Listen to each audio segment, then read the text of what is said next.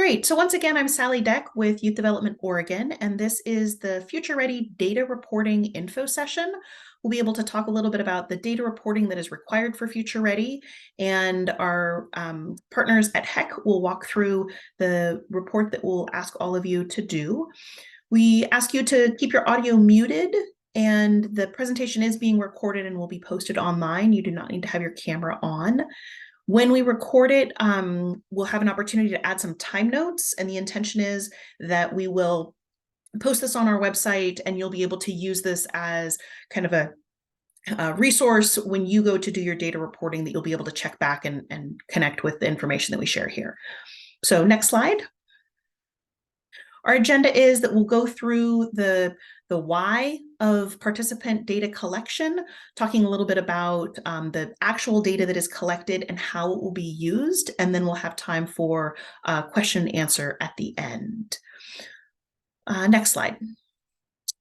Again, quick housekeeping. Because this is a regular Zoom call, we ask that you stay muted and that you can put your questions as they arise in the chat, and we'll have a couple of breaks throughout the presentation to address those questions, and then we'll have a whole session at the end of question and answer to make sure that anything that comes up we have a chance to address. There may be questions that pop up that we don't yet know the answer to, and we'll be honest about that and make sure we get you the answers as soon as we have them. Next slide. Quick welcome here. We'll just go through and introduce ourselves so you know who is here on the call. Paul, I'll have you go first. All right. Well, thank you, Sally. So my name is Paul Saw. I'm Associate Director here at Youth Development Oregon. I will be behind the scenes monitoring that chat and capturing your questions. So please feel free to put those in chat and we'll address them throughout the presentation. Sally, back to you. Thanks, Paul. Again, I'm Sally Deck. I'm a grant manager and I am the Future Ready Analyst. Good afternoon, everyone. My name is Jared Shaw. I'm a grant manager and workforce analyst at Youth Development Oregon. Hello, my name is Shonda Halawapo, and I work for the Oregon Higher Education Coordinating Commission, HEC, and I'm a senior policy analyst. Being Alex and I work out of the Office of Research and Data and are responsible for reporting and assessment of Future Ready Oregon overall. Hi, everyone. My name is Alex Bruno. I'm a senior research and data analyst at the HEC in the R&D office with Shonda. And like she mentioned, we're in charge of data and reporting for Future Ready Oregon. And I'm going to be the one primarily talking to you today, doing this training. Yeah. Hi, I'm Tanasia Bishop, the Youth Grants Administrative Specialist. I'm here behind the scenes, and I'll pass it back to Sally. Thank you. Thanks, everyone. Next slide. All right, this is where I get to turn it over to Alex. Okay. All right. So as Sally mentioned in the agenda, this training is broken up into 3 different parts primarily. The first part, I'm going to be talking about sort of why data collection and this level of data collection is required for Future Ready Oregon. In the second section, I'll be talking about how we're collecting that data, and I'll be showing you around the data reporting template that we'll be using going forward. And then in the last section, I just want to give you all a couple tips on good practices for actually collecting that data. And then we'll have some time for Q&A at the end. But I also want to say that as I go through this presentation, I'll also be pausing and asking for questions. So if you have questions along the way, you can get them answered. Don't be afraid to pop them in the chat and we'll get them addressed. So I wanted to start with sort of a very brief overview of Future Ready Oregon. Future Ready Oregon is a suite of investments in workforce training. And as you can see in this lovely diagram here, YDD represents just 1/8 of the pie. Still a very important 1/8, but just 1/8. And Future Ready Oregon has 2 sort of primary goals. The first is to advance a more equitable workforce system, and the second is to raise economic prosperity for Oregonians, especially those in priority populations, which I'll talk about a little more later. So in order to evaluate and report on the impact of Future Ready Oregon, we're my office is primarily focused on addressing those two goals. And in order to assess those goals, we need to collect individual level data on the participants that are served with Future Ready funds. So again, just to reiterate, those two kind of intertwined goals that we're looking to address is, does Future Ready Oregon lead to greater economic security for individuals, communities, businesses, and the state overall? And then also, does Future Ready Oregon improve equity, especially racial equity across workforce training, employment, industries, and career advancement? So we'll be doing this in many different ways, many different processes and different analyses.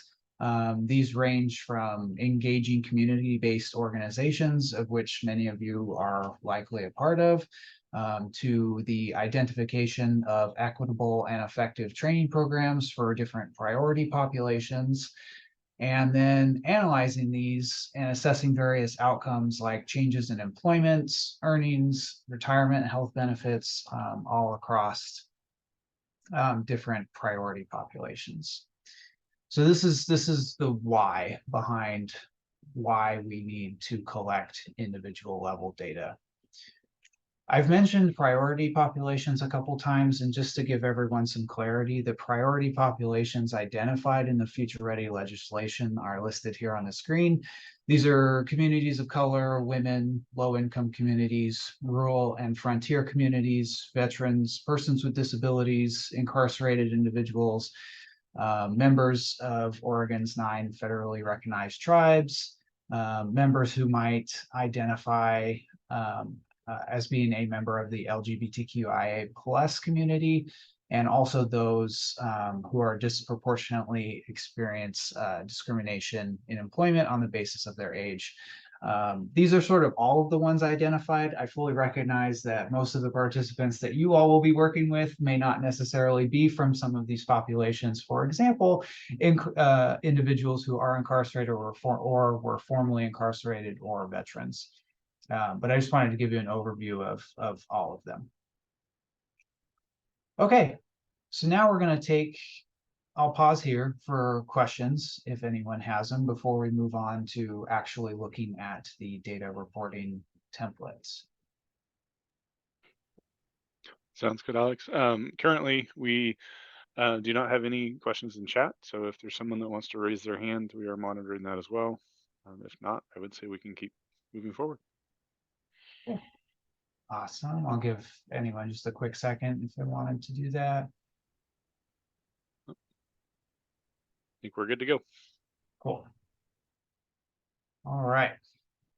So what you're looking at here on screen is our data reporting template. This is something you all will be getting a copy of, likely through Sally. This is a Excel file that has many different sort of color-coded sheets at the bottom here. In this Excel file, there are 5 primary data collection sheets, and you can see down here in the sheets row that they're numbered. So 1 is participant data, 2 is services data, 3 is credentials data, 4 is employment outcomes data, and 5 is data specific to YDD. So I'm going to be walking you all through each one of these to kind of give you a lay of the land and what we're expecting and how things kind of work. But when you initially open this document, the first page you're going to land on is a README page that has some good general information that could be helpful to review if you're looking at this Excel sheet in a couple weeks or months. It also has some contact information, mine specifically, but you should have many other sources of our contact information. All right, so let's start with participant data.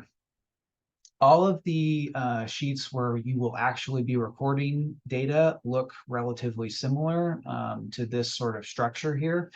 All of them are going to have this first column, submission participant ID, and then they'll have a variety of other columns for different data elements that we're interested in collecting. I'll be covering the details about what each data element or column is here shortly, but I just wanted to show you what this looks like. For the participant data sheet, we expect that each participant gets one row. That is to say that you should not have duplicate participants in here. One person, one row. This will be different from some of these other data sheets, which I'll get to here in a moment. I'll take a brief pause here just in case there are any immediate questions. I think we're good to go, Alex. Thanks, Paul. Well, I had a question. I had a question. Yeah. Hi, So, Cheryl.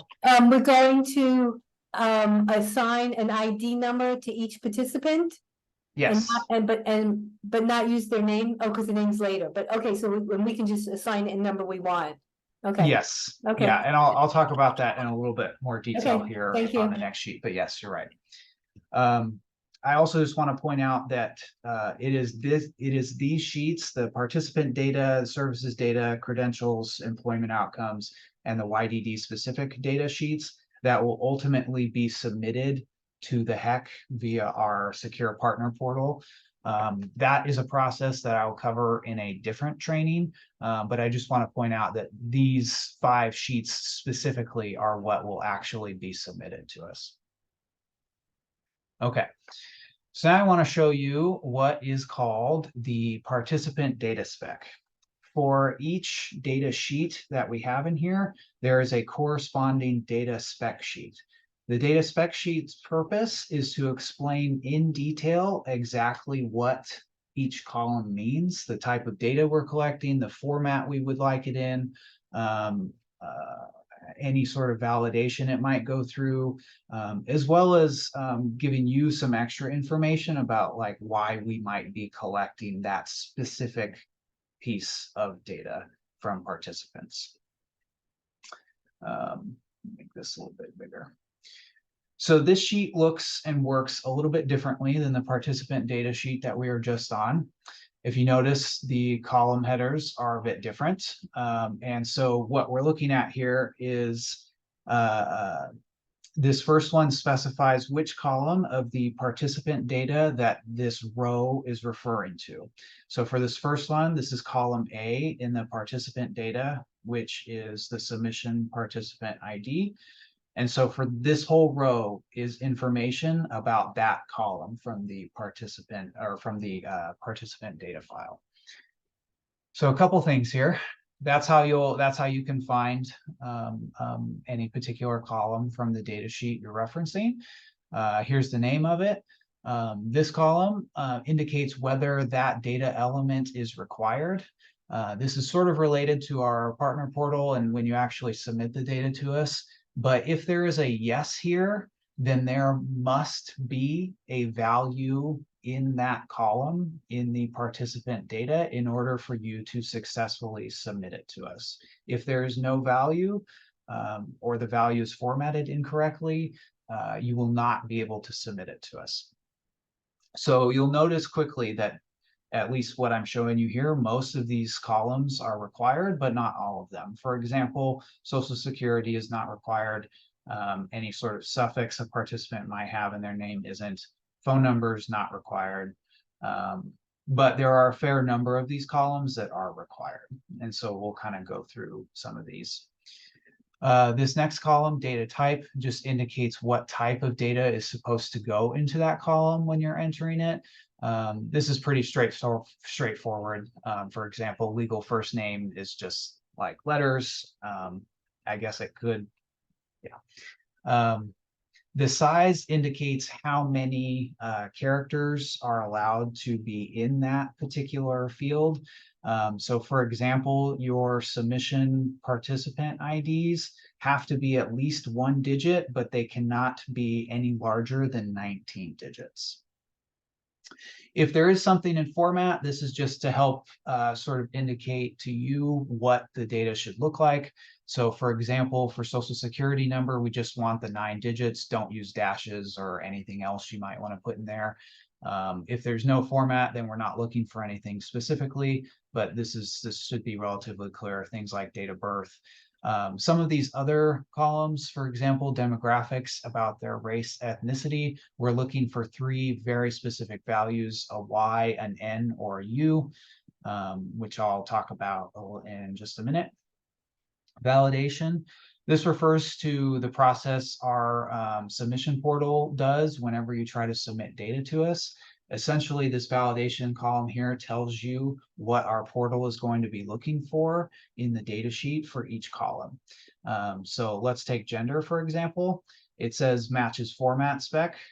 So if you look at the format column for gender, we're looking specifically for an M, an F, an X, or a U. If you try to put anything else in there, for example, maybe you spell out male or female, then our submission portal will catch that and it'll reject it. Then you have valid codes here. We'll stick with gender, for example. This just explains what each of the codes actually mean. M is for man, F is for woman, X is for non-binary, genderqueer, and U is for not disclosed or unknown. So you can check this out for any particular data element that you're interested in. And the last 2 columns here is just a description to give you more detail about what that data element is, and then the purpose, why we are collecting it. Okay. I'll take a brief pause right now before I continue. I'm going to talk about each data element for the participant data next. So, are there any questions so far? Alex, we had one question submitted in chat. It's for the specifically around gender. Okay. Can we note preferred gender if adults would rather not have it mentioned, or does it have to be a legal gender identification? This is going to be what the participant reports to you. So if they report that they are a male or a female, that is what you should record. Perfect. Thank you. Looking through, it doesn't look like anybody has their hand raised, but if someone wants to come off mute or raise your hand, that is totally fine. All right. I'll continue on here. So I want to talk about each one of these different elements for the participant data. The first one is the submission participant ID. This is really a sort of central key to all of this data submission because that's how we link the different data sheets. Each organization is supposed to come up with their own submission ID system. You're welcome to use whatever you want. You could start at 1 and just keep counting up for however many participants you serve. You could come up with some really unique alphanumeric chain that's representative. Perhaps your organization already uses some sort of participant ID system. Please feel free to just slot that in here, just as long as you are able to keep track of which participant is which, and you're not duplicating, in this sheet at least, you're not duplicating any submission IDs. And our submission portal will catch that. Like if you had 2 participants who both had the ID of 2, our portal will say, hey, that's not allowed, something's up here, you should check it out. Social Security number is exactly what you think it is. Same with legal first name, middle name, last name, date of birth. These are pretty straightforward. Gender. And then we have a host of demographic variables, race, ethnicity. These are all yes, no, or unknown / not disclosed. We also capture some contact information in the form of phone, email, street address, city, state, and zip code. Do notice that for zip code, it is a required field. So even if the participant is not giving you their street address, we still need a zip code. And this is so that we can track participants who are being served in different communities. I'm specifically referring to rural and frontier communities, which is why this field in particular of all this contact information is required. Then we have a couple other columns. This one captures whether the individual has a disability. And for this element specifically, we're again just looking for a yes, no, or undisclosed or unknown. This is a required field, so keep that in mind. You notice here we have another column right after for category of disability, and this is meant to indicate to us the type of disability that a particular participant might have. But you notice here in the yellow highlight that it's really a specific program of Future Ready Oregon was interested in collecting this data, and it's not necessarily something we need for every program. So we're, for the purposes of YDD data collection, we're really just interested in this column here. You don't need to worry too much about the category. Veteran status, I don't imagine that many of the people that you all might be working with are veterans, but if they are, this field is there to capture that. Again, it is required. So you'll have to have one of these values in there for every participant. Household annual income. We have some detail here on how to actually record that and what to do, like if the participant wants to give you a range rather than a singular value, but this field is not required. Family size, whether the individual was incarcerated or not. I know that this specifically does not apply to YDD because youth are not incarcerated. However, this is still a required field.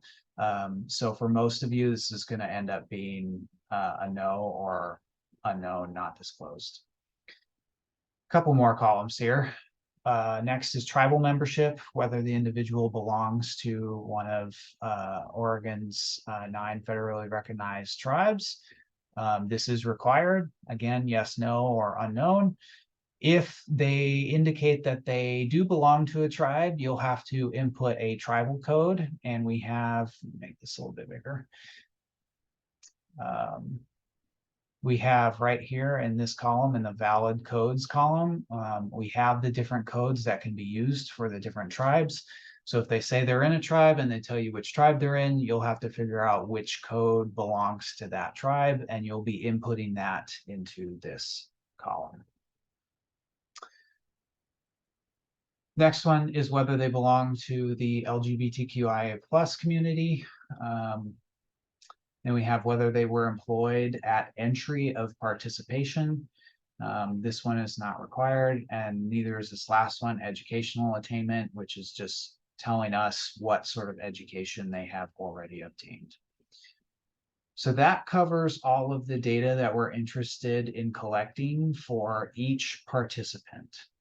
I'll take another brief pause here to see if there are any questions about this. All right, thank you, Alex. So a couple questions in chat. Shanda, thanks for responding to one. One of the questions was, if we know the category of disability you want it though, or do you still want it? And Shanda had answered in the chat, no, we do not necessarily want it. So it's the templates to keep it organized. Do you want to add anything to that, Alex, to that response? Okay, perfect. That is 100% the right answer. Can I Perfect. just Sounds can good. I just Oh. ask a clarification question for that? So there's Please. columns that say required yes, and then there's ones that don't say yes or no, right?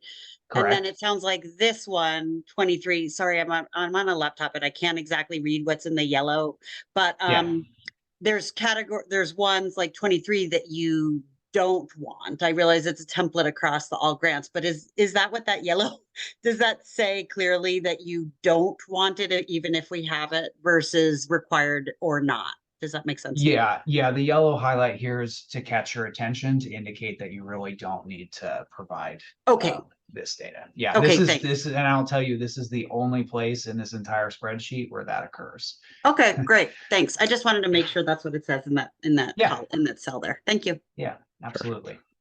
All right, so another question, Alex, thank you. Suzanne for jumping on. Let's see, I just lost my place. Sorry about that. How do you want us to categorize household income of young adults living still with guardians? So maybe a little more definition around that. Yes.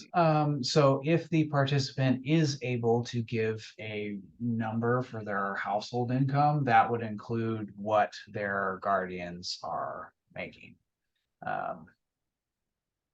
yeah, I think that's the most straightforward answer I could give for that. Perfect, thank you. And then there's another question here about the tribes and the tribal membership. Okay. What if the youth are from a different tribe than what is currently listed on that reporting code? Yeah, so we do have, outside of like Oregon's tribes, there's a code here for tribes outside of Oregon or non-federally recognized tribes. So we kind of have a bucket code here for cases like that. Okay, perfect, thank you. And then scanning through, I don't see anybody with a hand raised, and that was the last question I had in chat. So awesome, great. So now I'm going to move on to the next data sheet that I want to talk to you all about. This is the services data sheet. And so the first sheet was about capturing information about the participant. This sheet is about capturing information about the services you have provided to participants. You'll see that the format of this is kind of set up similarly. Obviously, the columns are different, and I'll get to what the columns actually are here in a minute. But it's structured similarly. The key difference between the services data and the participant data is that in the services data sheet, you are able to, and you should in some circumstances, have multiple rows for one participant. So while in the participant data sheet, participants are only allowed to have one row, in the services data sheet, we would like to have one row for each service provided to a participant. So to give an example, if you provided 2 different services to a singular participant, that participant would get 2 rows in this data sheet, one for each service that you provided to them. And while this increases the reporting burden, we're doing this so that we can accurately capture the different services you all are providing and assess and give you credit for all of the hard work that you're doing. So that's why it's structured differently. And you'll notice here in this first column too, the submission participant ID, you'll see this a lot. It's the first one in the participant data sheet. If one of your participants that received 2 different services had an ID number of 12, you would have 12 here and you'd have 12 here. So 2 rows for the same participant, and in each row you describe the 2 different services you provided to that participant. Any questions before I move on to talking about each element here in the services sheet?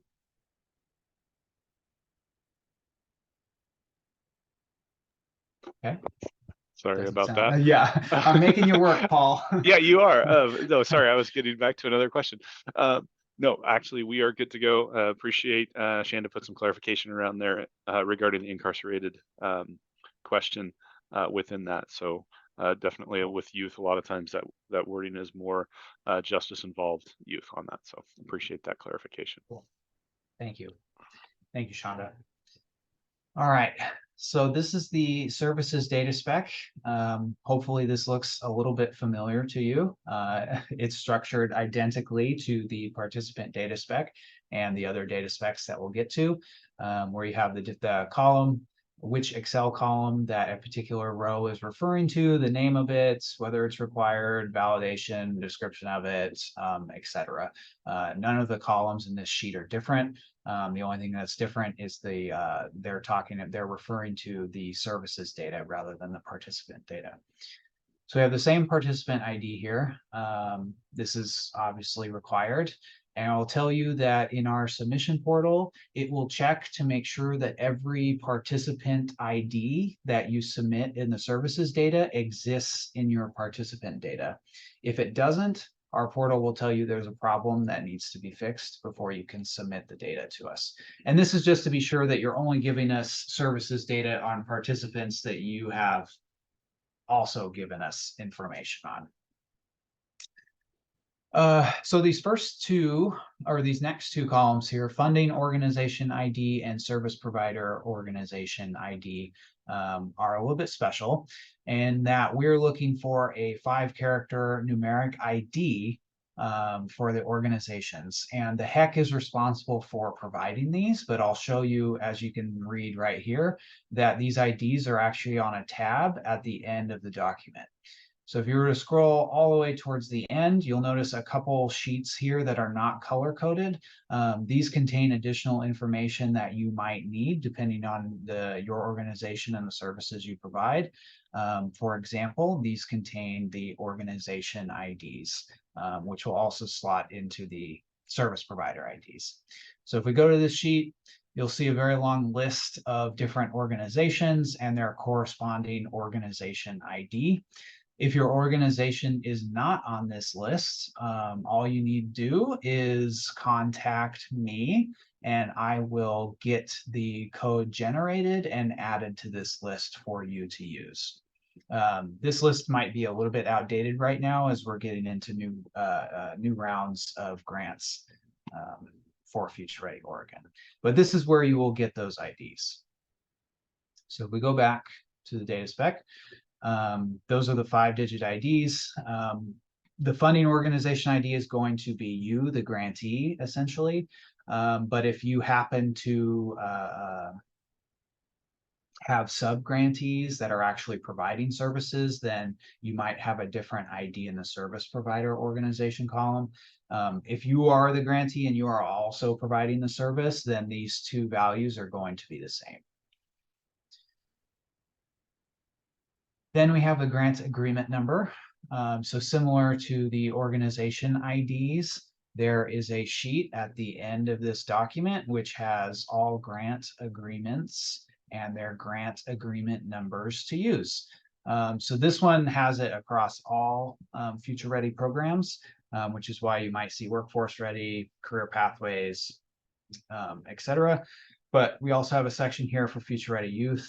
This was last rounds. We will be adding this new round for you all.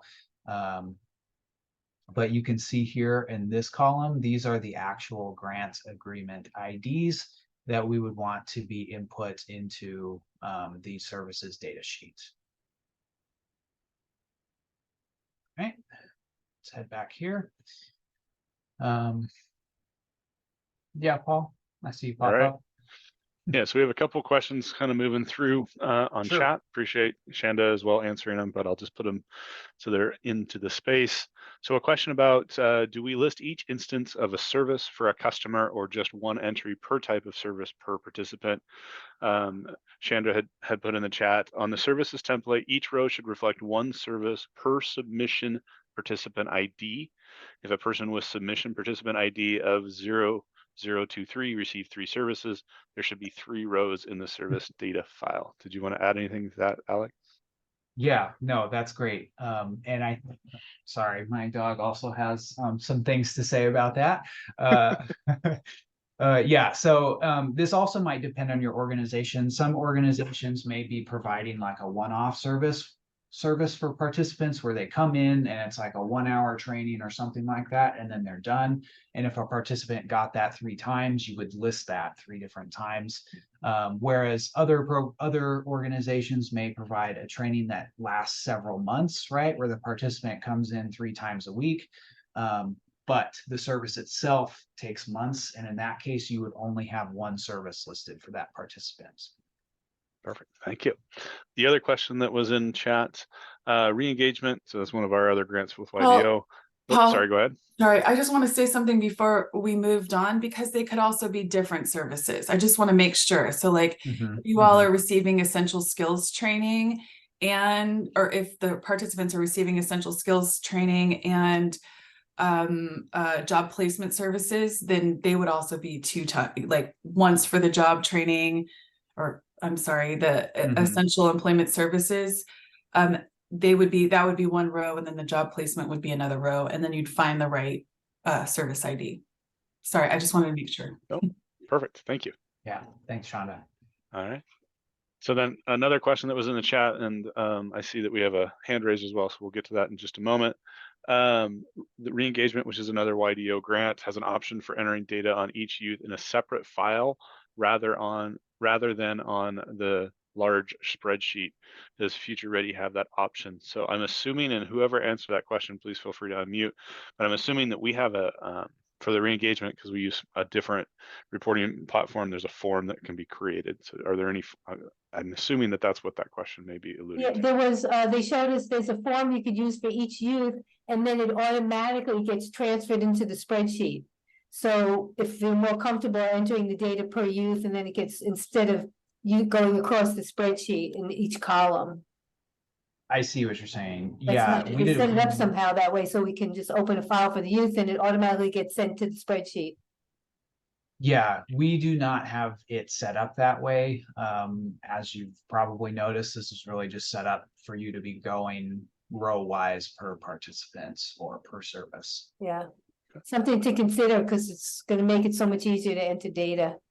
Sure. If I could just add something to that too, I'm sorry. Is we do have the questions, particularly on the participant file, like trauma-informed best practices, ways to ask the questions, and then also they have the response categories and how to code them. Something you all could do if you have the software is use something like SurveyMonkey or a survey software to collect particularly the participant data. It's less there's less ability to do it with the services data, and then it can populate a spreadsheet based on those codes. So we do have some tools you can use to streamline it, and it's not going to be at this moment as good as what re-engagement has done. And we're also more than happy to work with you on an individual basis. Like if you do have some tool you might already use and you just want to figure out how it can be tailored to work with our system, please just feel free to contact us and we'll set up a meeting and work that out. Perfect. Thank you. Another question that was in the chat is there a data manual for this publication? Yeah, so actually you've been looking at it essentially. The data spec sheets serve as the sort of data documentation for the data we're collecting. Perfect. All right, thank you. And I believe the name's Elaine. I think you have your hand raised.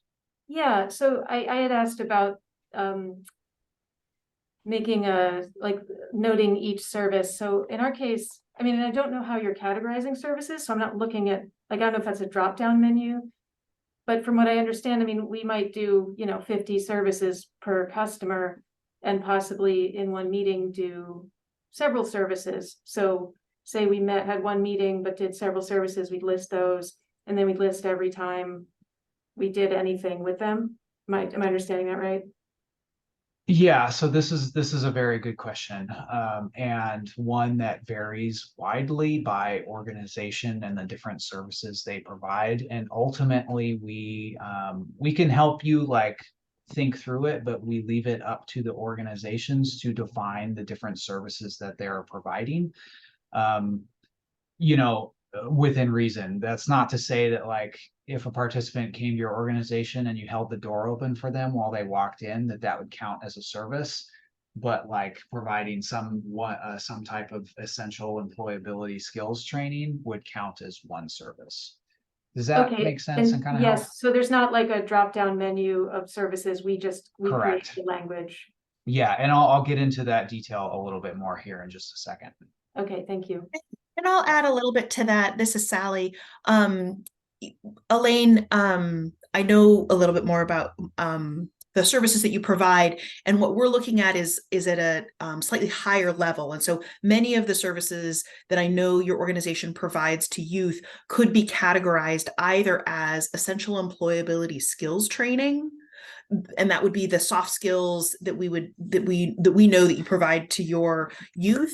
And then separately, there might be a broader category around paid work experience or working toward a credential or working on a job placement. And those larger categories are what we're looking for in this services data sheet. Does that help? It does. It's just still going to be a lot. But yeah, no, that's clarifying. Thank you. Yeah, thanks, Sally. Okay. And Alex, just to note the time, we have about just over about 16 minutes in terms of our close time. So, all right, perfect. We're going to start cruising here. So we talked about grant agreement number and where to find that at the end of this document. The next element is the Future Ready Program ID. You all are with YDD, so you'll be inputting 4 here for youth programs. Then we have this service name column, which is required, but it's basically just a name of whatever service you're providing. And this is kind of, it's not the drop down, but this is where you're indicating what the service is that you're providing to participants. Service type ID, this goes right along with it. And so we have a table here of different codes that capture a variety of different service types. And so for this column, we're looking specifically for you to input these codes. This way, this helps us categorize the variety of different services that organizations are providing. We also require that you give us the zip code for where the service was provided.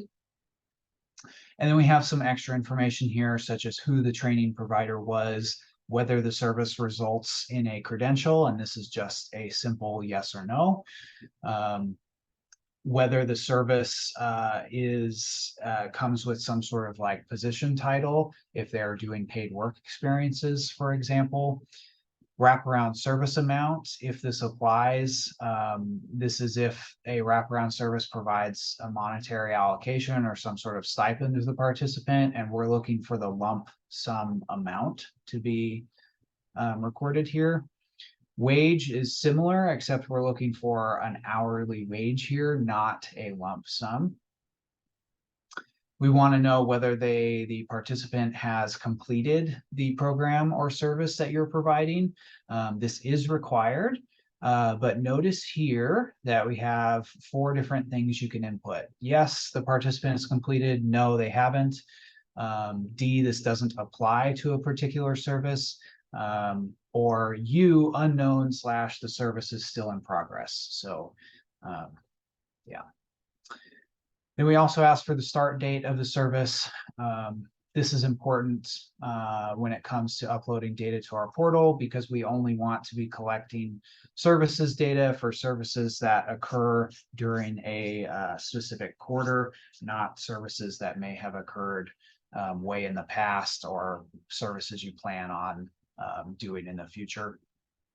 An end date, if applicable, and then this column there. This last one, SIP of training, if it is applicable, provide the 2-digit SIP code for the training. And kind of like I pointed out before, at the end of this document, there is a sheet that has relevant SIP codes. Okay. Any questions, other questions about the services data? Yes, Alex, we had a question of, does the service name have to match the drop-down code, or is it in our own words? Okay. No, perfect. It doesn't. It can be your own words. And this is part of the reason why we have this service type ID, is so that people can use their own words, but we can still have an understanding of what that service was. Perfect. Thank you. Oh, let's see. And then another question just came in. What about services that have started prior to finalizing the YDO contracts? We are moving forward with services even though our contract is in procurement. So Sally, I might, yeah. And yeah, no, so if you are serving youth now, then we would like you to be collecting the data on the youth now. You'll be able, once the grant agreements are executed, to backdate your claims to July 1st. So if you have had ongoing programming and you've been serving youth since March of this year, the grant period began on July 1st, and you will be able to backdate your claims to July 1st. You'll just need the corresponding data for the youth that you served during that time. Does that answer the question?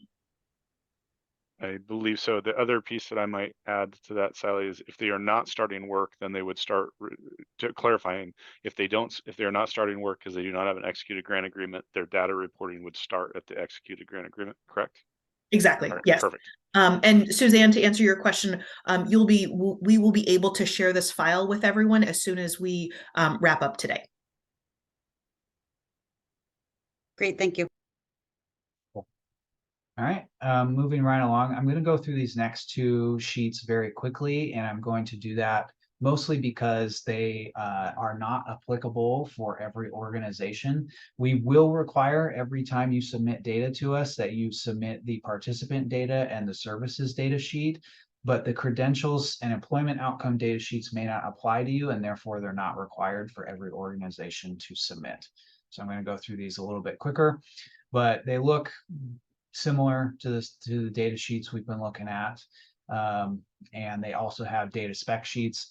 To just quickly summarize, the credentials data sheet is there to capture any sort of credential that a participant may have earned from a particular service. And again, this may or may not apply to your organization. It's okay if it doesn't, but this is where we would capture that information. And most of it is actually there are columns you've seen before, like organization IDs, service name, these sorts of things. What's different are really just these last couple columns here, which are specific to, again, a credential that a participant may earn. And then the last, or not the last, second to last data sheet, the employment outcomes data sheet, again, structured similarly to the ones you've been looking at. But this data sheet is primarily concerned with any employment outcomes that the participant may have earned, received, gotten into after the service. So this would be things like if they got a job, who their employer was, when they were hired, perhaps an end date if it's relevant, the industry they got hired in, occupation, and you can see here on the right different code tables for different occupations and industries, their hourly wage. A lot of this isn't required, but a good piece of it that is required, that is tough sometimes for organizations to collect, is information about the benefits that that participant may be receiving as a result of their employment. Like I said, this sheet will not apply to all organizations, so it's okay if it's not included. Yeah, and I'll leave it at that. But otherwise, you have seen these data spec sheets before, and it should feel somewhat familiar to you, the type of data that goes in here. And the last data sheet, I will let Sally talk about, which is the YDD specific data. But it sounds like we have some questions first, Paul. Yeah, so sorry, I just want to bring into the room. So just confirming, there's a question about wanting to confirm that organizations can serve youth who were in our Future Ready grant last year. Sally, I appreciate you answering that. Is yes, those services can be continued and continue to receive serving. Anything you want to add to that? Nope. Okay. And then lastly, there's another question from a reporting perspective. Cheryl, please be sure to report all those who have received services that quarter, even if you are reporting the same individuals. Okay, so sorry, that was a clarification to that same question. So just okay. Perfect. Cool. All right, Sally. All right. So there are certain elements of data that YDD gets asked by lawmakers that are unique to the populations you serve, and we want to be sure that we capture that data. So this includes, yeah, let's go to the spec sheet.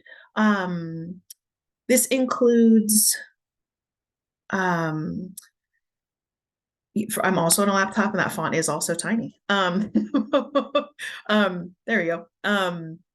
So foster care involvement, experiences of homelessness, and YDD program re-engagement participation, those are all elements where we're looking to find out more about the actual youth you're serving and whether those youth have experiences with foster care or experiences with homelessness, and that might change from quarter to quarter. So we ask that data be updated as needed, and then also whether or not they are also participating in a re-engagement program. Alex, can you scroll down to the next set of questions? So educational status is something that in the larger participant data sheet, there is a question around educational attainment.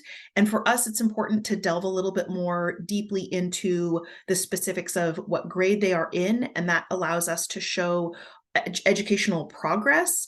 And likewise, a question around employment status and you'll see that these questions are both at the beginning of programming, and then Alex, if you'll scroll down, it'll show that we ask that same question at the end of programming. So when a youth finishes programming with your program, what we want is for you to end date them. And for those of you who have had other YDD grants, you might be familiar with Bill Hansel has a great info session that he does at year end specifically about end dating, and that helps us know at the end of a grant cycle or at the end of a grant year the status of the youth who have been served. And that is incredibly helpful information for us to capture relative to educational progress.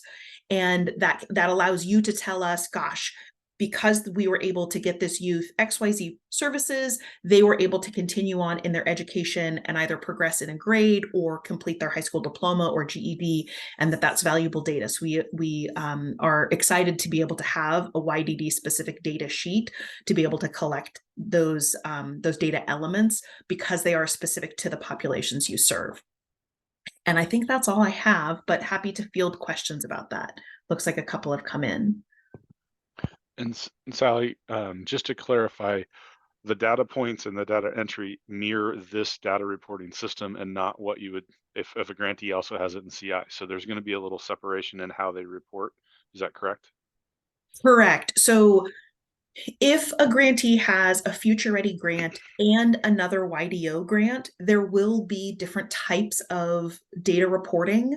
And if you have questions about that, please just ask your grant manager and we'll help you sort through what elements of data need to be reported to what places. Perfect. All right, so then there's another question in chat. When you say the information may be updated, homelessness, for example, do you add a new line or just add the old one in the same participant data? And I'm assuming, and Suzanne, correct me if I'm incorrect, but I'm assuming that's for YDO information, this specifically. Yeah, in this tab, do we just update, if they're no longer homeless? Do you want us to update that line with the participant ID, or do you want us to add a new, the next time we submit, do we add a new, are we adding to the old submission each quarter, or are we creating a new submission, I guess, is my question. Alex, how would you like that handled? On a quarterly basis, are we overwriting data? So I will answer that, but there's also a piece you'll have to answer, Sally. So for the non-YDD specific data, like the participant data and services data, you are A-OK to just keep one spreadsheet that has all the data in it. And then each time you go to submit, as long as you're submitting that quarter's worth of data, to just submit that again. Our submission portal handles duplicate data like that very well, so you shouldn't need to do anything.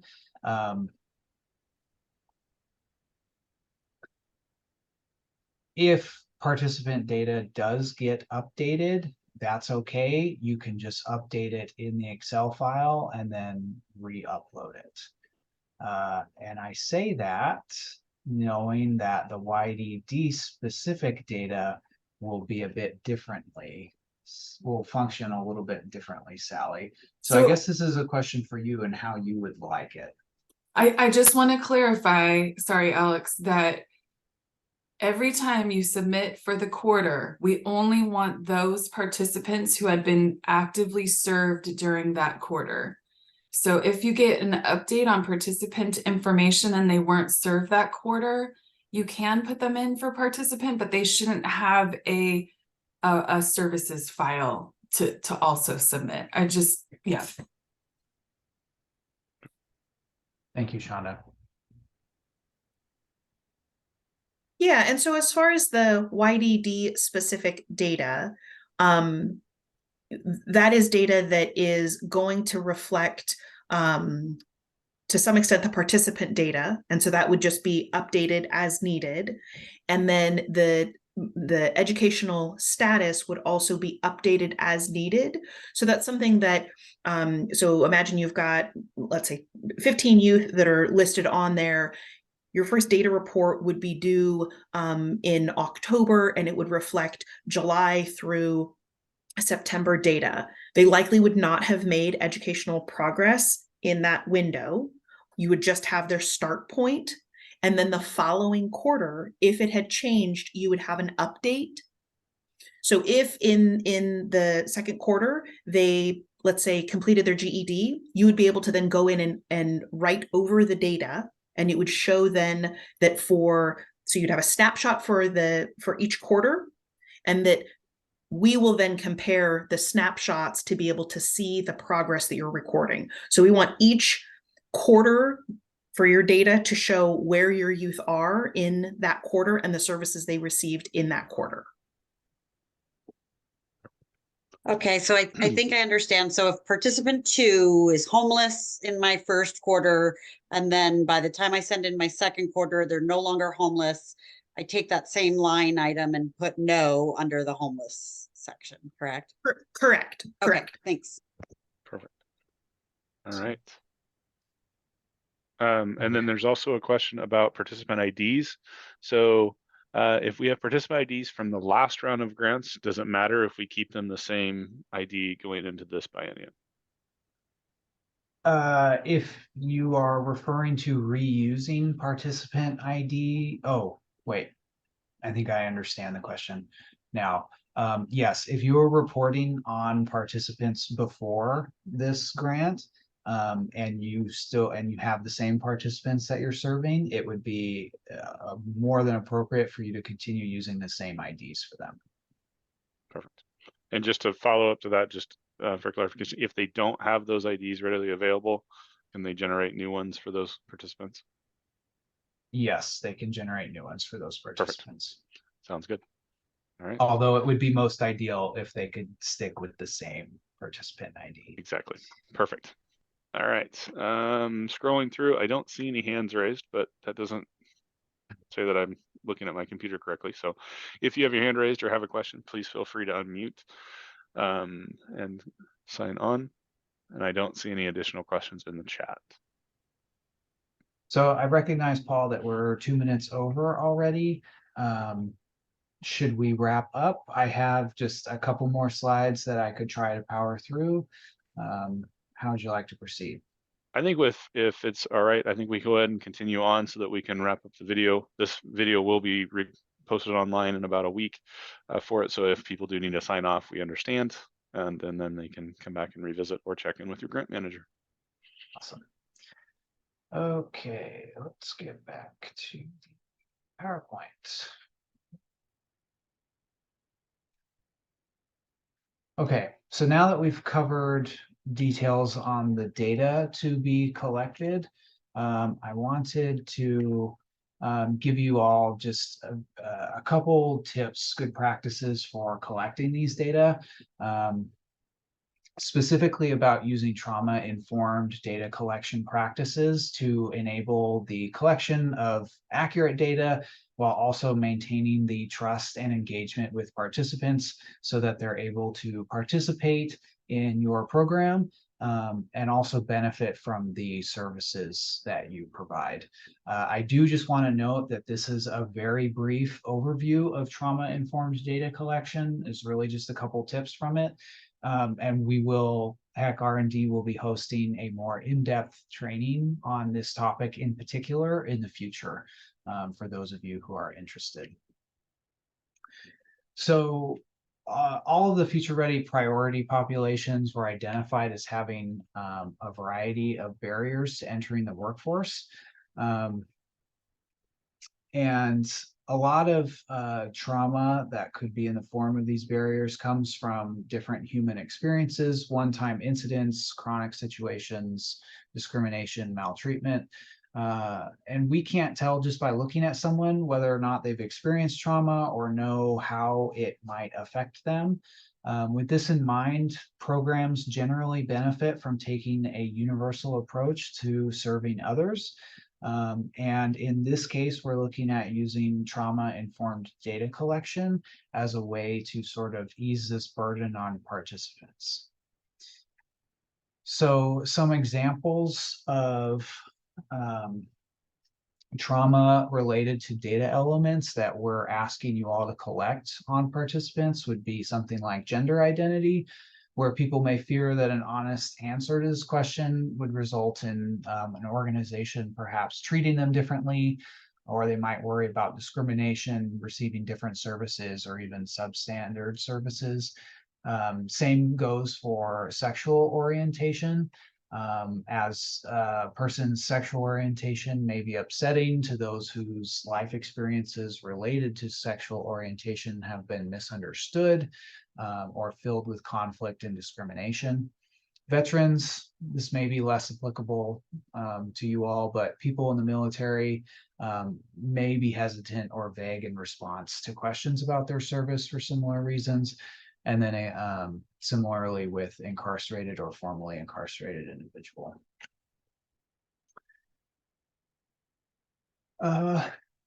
So with trauma-informed data collection, compassion and empathy is key.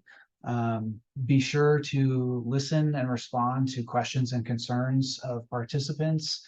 While responding to questions, be prepared to engage with people from different backgrounds in an empathetic and non-judgmental way. And I also have listed here some basic tenets of trauma-informed data collection.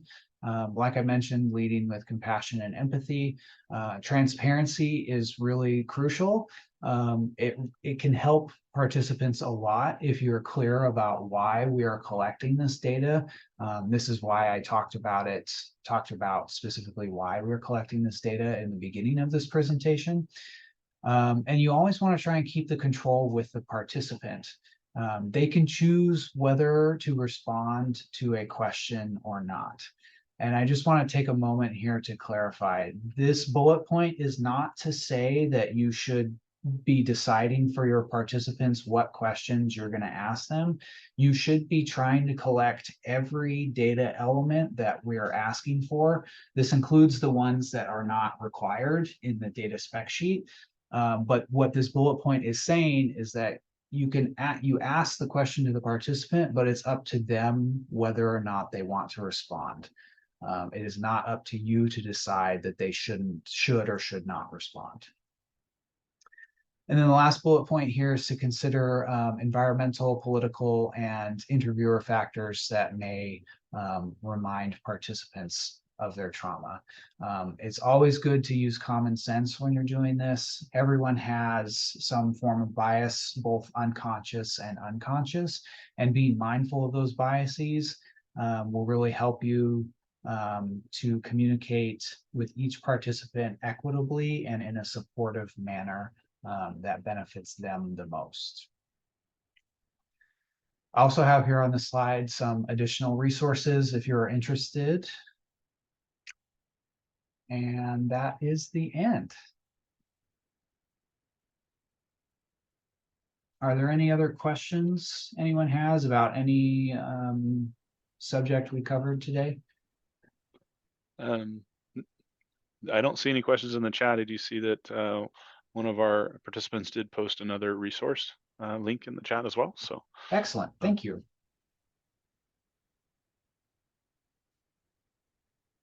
All right, and if you have questions you'd like to bring to the group, please feel free to unmute. It doesn't look like I have any hands raised, so but if you do have questions, please feel free. And then Sally, I'll turn it back to you. Great. I don't see any additional questions. And I want to be mindful of folks' time.